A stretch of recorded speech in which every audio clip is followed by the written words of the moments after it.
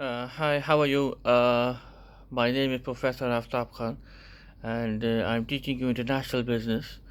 And you know me since a very long time. I also know you.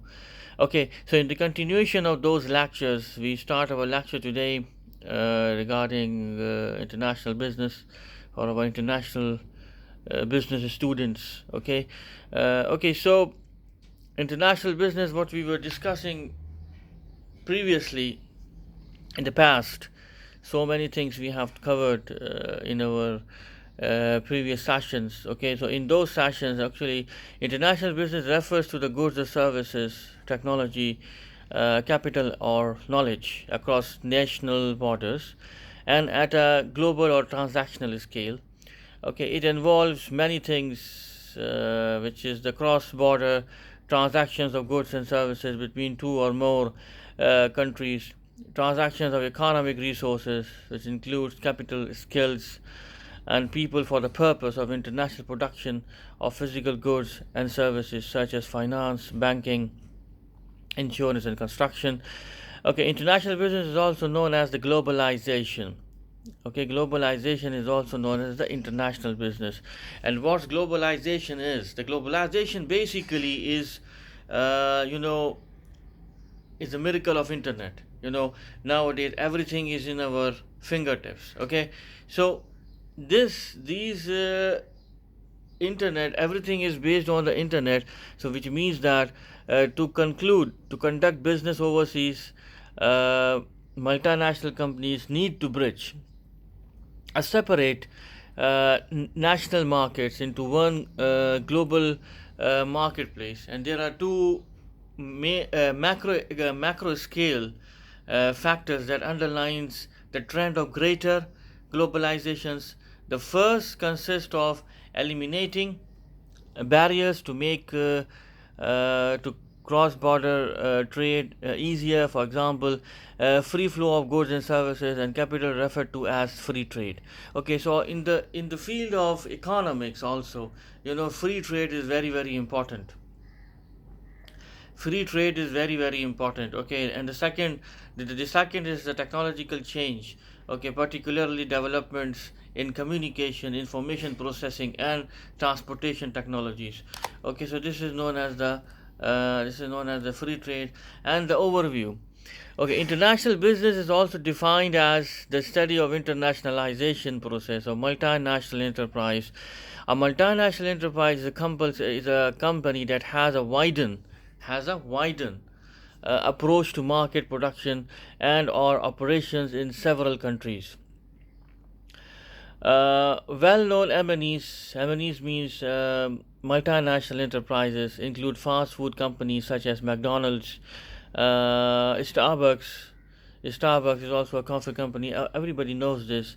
Okay, Microsoft, etc., and other industrial M&Es, multinational enterprises leaders include vehicle manufacturers such as Ford Motor Company and General Motors. Some consumer electronic producers such as Samsung, LG, and Sony, and energy companies such as ExxonMobil and British Petroleum are also international enterprises. Enterprises. Okay, so basically, multinational enterprises range from any kind of business activity or market, from consumer goods to machinery manufacture. A company can become an international business.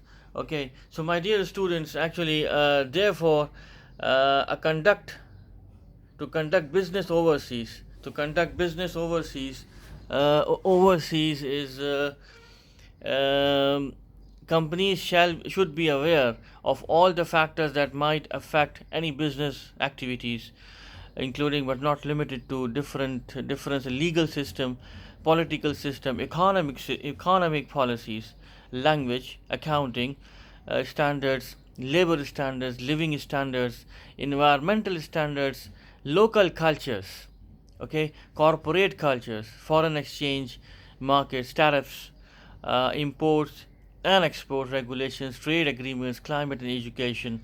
Basically, these are the overview of international trade. These are the ratings. These are the overview of international business. Each of these factors may require changes in how companies operate from one country to another. Okay, each factor makes a difference and a connection. One of the factors the scholar to engage in developing a theory of international companies was a Canadian economist. We already discussed this in the previous weeks, and his name was Stephen Heimer. Okay, throughout his academic life, he developed theories and that sought to explain foreign direct investment, which is the FDIs. Okay, and why firms become multinationals. Okay, so there are three phases of internationalization according to the Heimer's work. The first phase of Heimer's work was his dissertation in 1960 called the International Operations of National Firms. Um, in this thesis, the author departs from new classical theory and opens up a new area of international productions. At first, Heimer standard analyzing new classical theory and financial investments, where the main reason for capital movement is the difference in the interest rates. After this analysis, Heimer analyzed the characteristics of foreign investment by large companies for production and direct business purpose, calling this foreign direct investments. Okay, so actually foreign direct investment is very important. FDI is very important for the country's economic approach. Okay, if a country wants to expand its business, so definitely they must generate foreign direct investment. Okay, they must generate foreign direct investment because foreign direct investment is a very essential part of any you can say this that of any uh, increment of a country's economic growth. Okay, without foreign FDI, without foreign direct investment, any country's economy cannot be able to sustain the mission of the increment of or the growth of the economy or the growth of the economic control. Okay, so the financial FDIs, which is the foreign direct investment, comes from the MNEs or the MNCs, which are the multinational enterprises or the multinational corporations. And what are the multinational enterprises?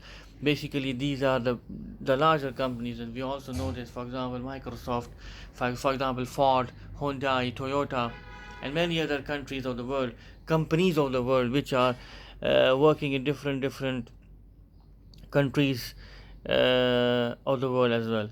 Okay, so there are three phases of internationalization according to Heimer's work. The first phase of Heimer's work was his dissertation in the international operations of national firms. Okay, in this thesis, the author departs from new classical theory and opens up a new area of international productions. At first, Heimer, who was a scientist of economics, started analyzing new classical theory and financial investments, where the main reason for capital movement is the difference in interest rates. After this, his analysis, Heimer's analyzed the characteristics of foreign investment by large companies for production and direct business purposes, calling this foreign direct investment. By analyzing the two types of investments, Heimer distinguished financial investment from direct investment. The main distinguishing feature was control. Portfolio investment is a more passive approach, and the main purpose is financial gains. Okay, where in financial direct investment, a firm has a control over the operations abroad. So the traditional theory of investment based on differential interest rates and does not motivations of FDIs, okay, and does not motivation of the FDIs. So according to the Heimer, there are two main determinants of FDIs. There are two main determinants of the foreign direct investment, and what are they? Where an imperfect market structure is the key element. The first is the firm's specific advantages, which are developed at the specific company's home countries and profitability used in the foreign countries. Okay, The second determinant is the removal of control, where Heimer wrote, when firms are interconnected, and because of this, it may be profitable to substitute centralized decision making for decentralized decision making. Okay, so Heimer second phase is the new classical article in 1968 that includes theory of internationalization and explains the direction of growth of the international expansion of firms. In the later stage, Heimer went to more masses approach, where he explains that MNCs are as agents of an international capitalist system, causing conflict and contradictions, causing, among other things, inequality and poverty in the world. Heimer is the father of the theory of MNEs. Okay, so who invented MNEs or MNCs? Heimer. Heimer was a Canadian economist who made this theory of MNCs, and with the help of this MNC theories, he made a concept of FDIs, which is known as the foreign direct investments. Okay, so Heimer was the first person who made this theory and who made this concept, and it's a very good concept, believe me, in my opinion or in my point of view. So Heimer's second phase is his new classical article in 1968. In 1968, basically, he invented this MNCs or M&Es concept. Okay, so among the modern economic theories of multinationals and foreign direct investments are international theory and John Duning's OLI paradigm, standing for ownership, location, and internationalization. Okay, so Duning who was a scientist of economics, was widely known for his research in economics of international direct investment and the multinational enterprise. His OLI paradigm in particular remains as the predominant theoretical contributions to study international business topics. Heimer and Dunings are considered founders of international business as a specialist field of study. Okay, so basically these are the economists who made these theories of international business, which relates with the FDIs, which relates with the foreign direct investments or the M&Es or the MNCs, multinational enterprises or the multinational corporations, and it is a very essential theory of economics. Okay, so basically social there are some social environments also. The conduct of international operations depends on the company's objectives and the means of which they carry them out. Okay, the operations are affected by the physical and societal factors and the competitive environment. Okay, and then the operations, all firms that want to go international have one goal in common, that the desire to increase their respective economic value, when engaging in international trade as transactions. To accomplish this goal, each firm must develop its individual strategy and approach to maximize the value, lower costs, and increase of the profits. Okay, always be remember, my dear student, in the field of business, in the field of economics, one thing is common. All the firms has one common goal, and the common goal is the maximization of the shareholders' profits. Okay, to maximize the profit, this is the common goal. The value creation can be categorized as a primary activities: research and development, production, marketing skills, and customer services. And as support activities, information systems, logistics, human resources, all of these activities must be managed effectively and be consistent with the firm strategy. However, the success of firms that extend internationally depends on the goods and services sold and on the firm's core competencies, skills within the firm that competitors cannot easily match or imitate. For a firm to be successful, the firm's strategy must be consistent with the environment in which the firm operates. Therefore, the firm needs to change its organizational structure to reflect the changes in the settings in which they are operating and the strategy they are pursuing.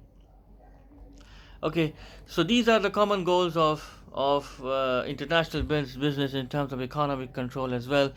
Okay, once a firm decides to enter a foreign market, it must decide on a mode of entry. There are six modes to enter a foreign market, and each one mode has a pros and cons that are associated with it. The firm must decide which mode is most appropriately aligned with the company's goals and objectives. The six different modes of entries are exporting, for example, turnkey projects, licensing, franchising, establishing joint ventures with the host country, or setting up a new wholly owned subsidiary in the host country. Okay, the first entry mode is exporting. Exporting is the sale of a product in different national market that a centralized hub of manufacturing. In this way, a firm may realize a substantial scale of economies from its global sales revenue. As an example, many Japanese automakers made inroad into the United States market through exporting.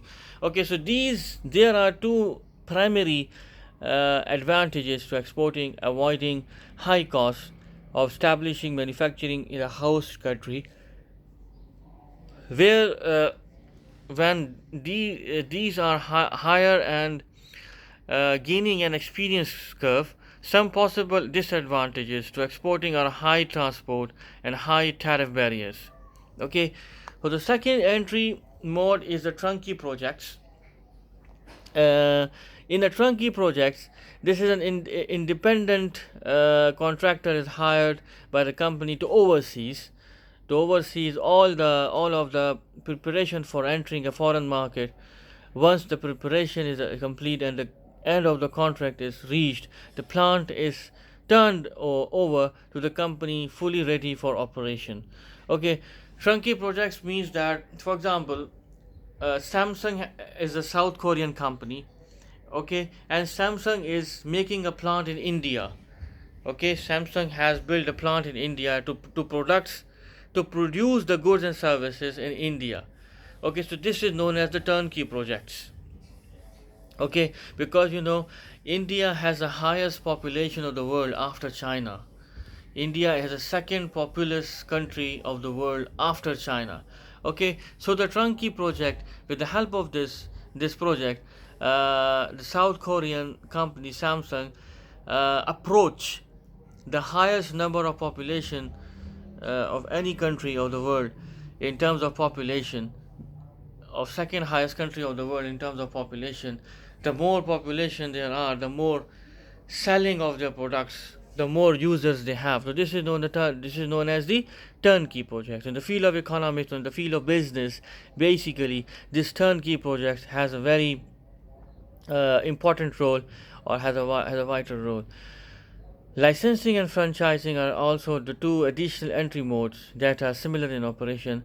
Licensing allows a licensor to grant the rights to an intangible property to the licensee for a specialized period of time for a royalty fees.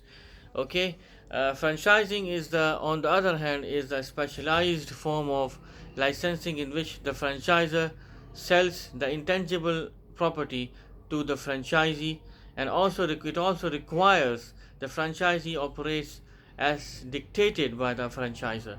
Okay, so lastly, a joint venture and a wholly owned subsidiary are two more entry modes in the international business. A joint venture is when a firm created is jointly owned by two or more companies.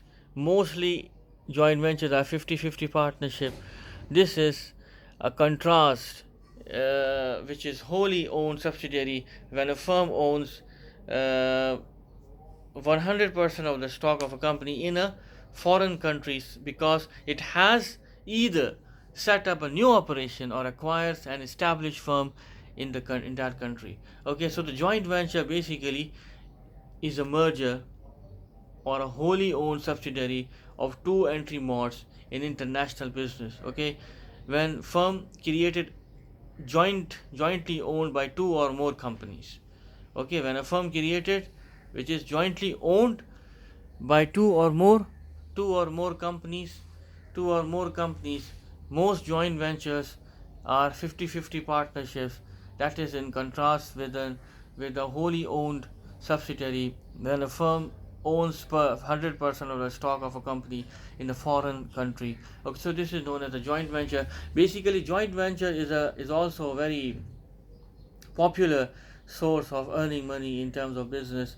Many companies do joint ventures, and these joint ventures are very important for the business point of view, for the profit making, for the point of view, for the economics point of view of any country's nation business sector. Okay, so these are the things which we gonna discuss regarding business operations. Okay, and there are some other things in the field of business or in the field of economics, which are the type of operations. It exports and imports. The merchandise exports, goods exported, not included services. Merchandise imports, the physical good or product that is imported into the respective country. Countries import products or goods that their country lacks in. Example of this, that Colombia must import cars since there is no Colombian car company. This example, actually, my dear student, I already given you in the previous lecture, as you remembered. Colombia is a country. It's near in the North America, near the United States. Okay, and Colombia has no car manufacturing company at its own. So what they do, they open an illegal Toyota car production company in their country, and they don't have any permission license from on the original Toyota, which is a Japanese company. Okay, so what they did, uh, you know, uh, they are making illegal cars production in the name of Toyota, and they do not have, believe me, they do not have any license of producing the cars or goods and services. Okay, but they are producing cars illegally of Toyota, and that is unjustifiable. And once the Toyota company people knows this, that Colombia is making a car, so in the International Court of Justice, Toyota went with the help of their lawyers. They sue the Colombian government, and the Colombian government closed the operation because of this illegal franchising. So this is a case study which we discussed in the past also. Okay, export and import merchandise, export goods exported, not including services. Merchandise imports, the physical goods or products that is imported into the respective country. Okay, countries import products or goods that their country lacks in. An example that is that Colombian must import cars since there is no Colombian car company. Service export, as of 2018, the fastest growing export sector. The majority of the companies created a product that requires installation. It repairs a troubleshooting.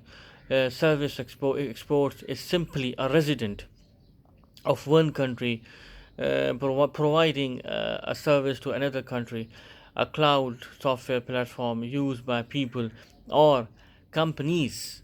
So outside the home of a country, tourism and transportation service performance as it use. Exports and imports of products, goods or services, usually a country's most important international economic transactions, and blah blah blah. Okay, so these are basically the things which we gonna discuss in this chapter of international trade of economics in the field of business, in the field of international advanced business management, you can say this, and in the field of economics also. These are the things we're gonna discuss in today's chapter. I hope you will learn this. I hope you will enjoy this learning, and it is a very essential learning in my point of view, and I hope you will understand this. Okay, so till the next week we will be continued. And if you want to know anything from my side, you can make a comment in the in via email or in the cyber website of ISU. Okay, and I request you, my dear student, please give me the assignments on time and the projects also on time, because it has some value. It has some value because there will be no final exam according to our syllabus. There will be the grading belongs with those assignments and those case studies or those student learning activities, or the projects which I already given you in the past weeks. So please give me the assignments, submit me assignments on time, so I will gonna be able to give you the grading. Okay, so thank you very much. Till then, goodbye, and we will meet to be continued towards the next week. Okay, goodbye and take care.